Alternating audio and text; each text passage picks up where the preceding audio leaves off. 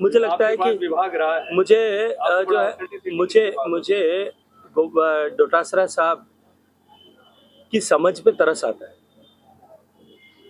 क्योंकि ईआरसीपी बनाना वो तौलिया हिलाने जैसा काम नहीं है, वो टेक्निकल काम। और आज ईआरसीपी अगर 5 साल लेट हुई है, उसमें गोविंद सिंह डोटासरा की पार्टी और उनके मुखिया अशोक गहलोत साहब उसके प्राथमिक रूप से और पूर्ण रूप से दोषी हैं। 5 साल तक निरंतर मेरे आग्रह के बावजूद भी, बार बार प्रयास के बावजूद भी, उन्होंने अपने राजनीतिक स्वार्थ के लिए इस ईआरसीपी को लटकाने, भटकाने, अटकाने का काम किया। जो ईआरसीपी उनकी सरकार जाने के बाद 15 दिन में दोनों राज्यों के बीच में समझौता हो सकता था, क्या वो समझौता 5 साल पहले नहीं हो सकता था? जिन्होंने पाप किया है, मैं तो ये कहूंगा कि गोविंद सिंह डोटासरा साहब को और उनकी पूरी कैबिनेट को, जो इस पाप के सहभागी थे, उनको जाकर के इस कुंभ में स्नान करना चाहिए, कुछ मुक्ति मिल जाएगी। अभी हाल ही में दिल्ली के चुनाव होने वाले हैं, आप पार्टी लगातार हमलावर हो रही है, ऐसे में तो भारतीय जनता पार्टी देखिए, दिल्ली की जनता ने आम आदमी पार्टी और पार्टी के नेता अरविंद केजरीवाल साहब का चाल, चरित्र और चेहरा तीनों को पहचान लिया। जो आदमी मफलर ओढ़ करके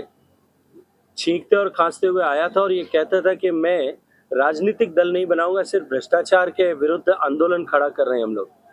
उसने अन्ना हजारे को धोखा दिया, राजनीतिक पार्टी बनाई।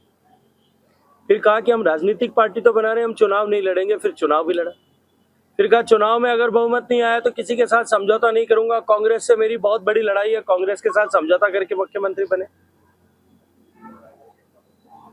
और जो ईमानदारी का चोगा पहन करके आए थे, उन्होंने घोटाले पर घोटाले करके दिल्ली को भ्रष्टाचार की प्रयोगशाला बना दिया। दिल्ली की जनता पहचान चुकी है, जान चुकी है, और अब की बार संपूर्ण सफाया आम आदमी पार्टी का होने वाला है। ये जो बयान आ रहे हैं, ये बौखलाहट और खिसियाट के चलते हुए आ रहे हैं। दूसरा स्टेट धर्मांतरण पे कानून